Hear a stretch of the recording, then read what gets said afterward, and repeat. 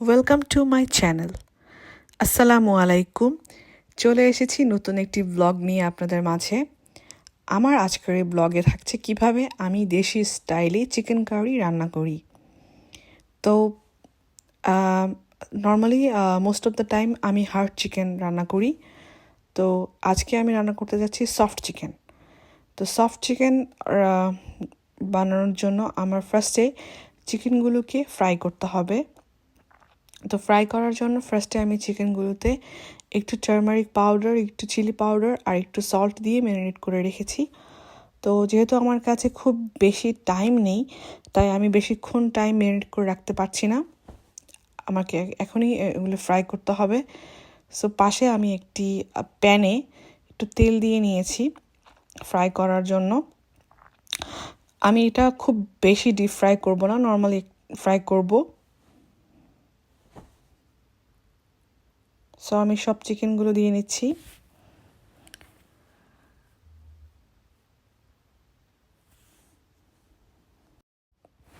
I hope আজকে আমার এই রেসিপিটি আপনাদের সবার ভালো লাগবে। সো প্লিজ সবাই আমার পুরো ভিডিওটা দেখবেন কিভাবে আমি চিকেন কারি রান্না করি।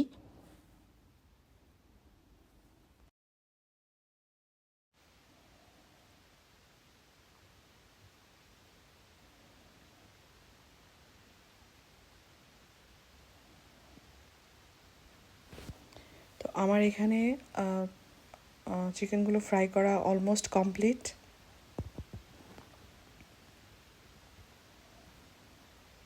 এরপরে আমি একটি প্যান নিয়ে নিয়েছি, সেখানে পরিমাণ মতো তেল, সাথে অনিয়ন কুচি দিয়ে দিয়েছি।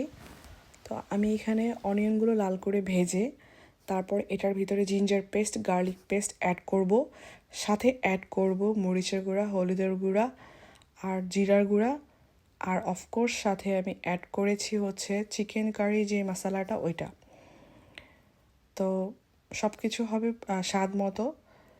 তো আমি আমার স্বাদ মতো সব কিছু অ্যাড করে নিয়েছি এখানে, আর অফকোর্স সল্ট। তো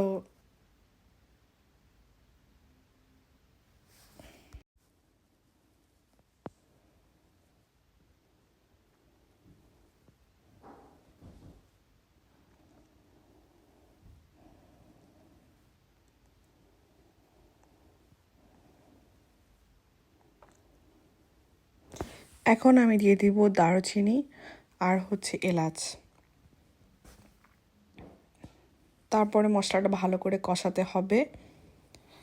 কষানোর পর আমি এর ভিতরে চিকেন দিয়ে দিব। তো আমার মশলা কষানো শেষ। এখন আমি আমার ফ্রাইড চিকেনগুলো দিয়ে দিব।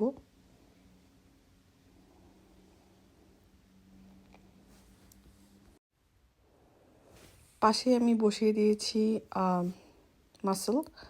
আমি এখন মাসল রান্না করব। মাসল রান্না করার জন্য আমি অনিয়নগুলো ভেজে নিচ্ছি, আর সাথে আমি মাসলগুলোকে 80% বয়েল করে পাশে রেখে দিয়েছি। এটা আমি আজকে দেশি স্টাইলে রান্না করব।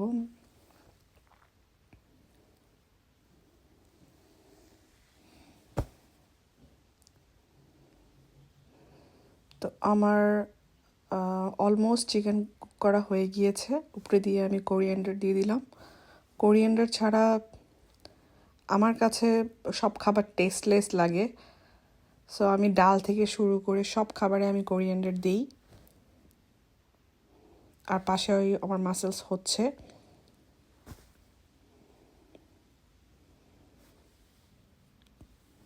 লাইক যেই যেই মশলা আমি চিকেন কারিতে ইউজ করেছি সেগুলো আমি মাসালাও ইউজ করেছি, কারণ এটা আমি দেশি স্টাইলে রান্না করছি। তো আমার মাসালগুলো, আমি মাসালের ভিতরেও আমি কোরিয়ান্ডার দিয়েছি, একটা দেশি ভাইব পাওয়ার জন্য।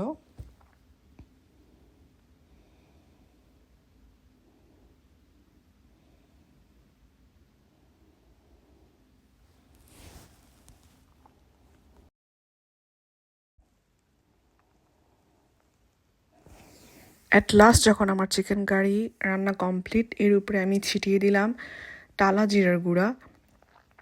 আমি অলওয়েজ যখনই বিফ কারি করি, ফিশ কারি বা চিকেন কারি করি আমি অলওয়েজ টালা জিরার গুঁড়োটা দেই। এটা আমি বাংলাদেশ থেকে নিয়ে এসেছি, আমার আম্মু আমাকে বানিয়ে দিয়েছে এটা। আই হোপ আজকের ভিডিওটা আপনাদের সবার কাছে ভালো লেগেছে। তো আজকে এই পর্যন্তই, সবাই ভালো থাকবেন। চলে আসবো নেক্সট কোনো ভিডিও নিয়ে। আল্লাহ হাফেজ।